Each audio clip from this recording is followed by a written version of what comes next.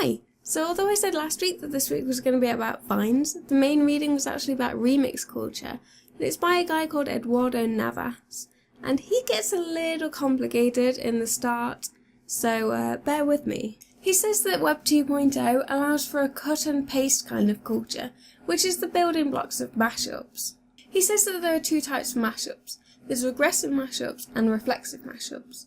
Regressive mashups are often music, and they used to make something entertaining out of existing songs by combining them or editing them, and reflexive mashups are more information rather than music, which are there to be practical and to kind of aggregate everything into one place. And because mashups are a type of remix, he explains 4 different types. Extended remix makes the song longer by using instrumentals for use in clubs and places like that. Selective remix is adding or subtracting to a song while keeping the main idea of the original song there. Reflexive remix is taking a song and redoing it to make it a whole new version, which he argues is very different from selective remix, but I don't see that. Like, if you're adding or subtracting from a song, you're still making a new song. You are kind of getting rid of that original idea, in a way, while keeping it there, which is exactly the same as how reflexive remix works. So I don't really understand where he sees this big difference between the two. And the 4th kind of remix is a non-music kind of remix called regenerative remix,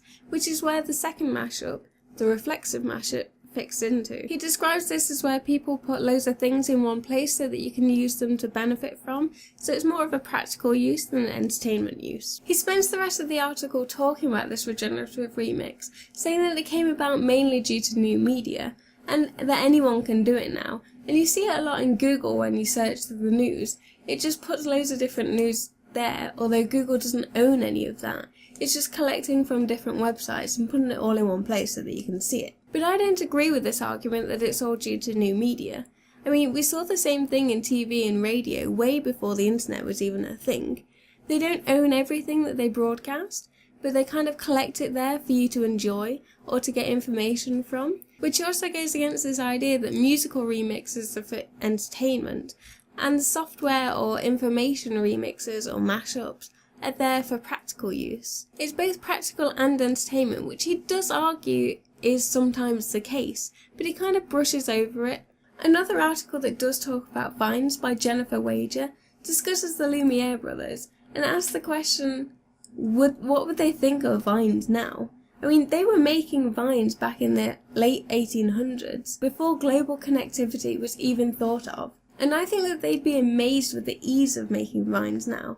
I mean, they had to lug so much equipment around just to capture a few seconds of footage, whereas now we just take like a tiny smartphone and we can capture anything we want and edit it really quickly, and it can be uploaded for the whole world to see within a matter of minutes. The final article I'm talking about today is by a guy named Quijano, I think, who talks about white people versus black people Vines, and how they shouldn't be seen as racist, but rather making fun of the belief of stereotypes, and how all people of a certain category can act in one way.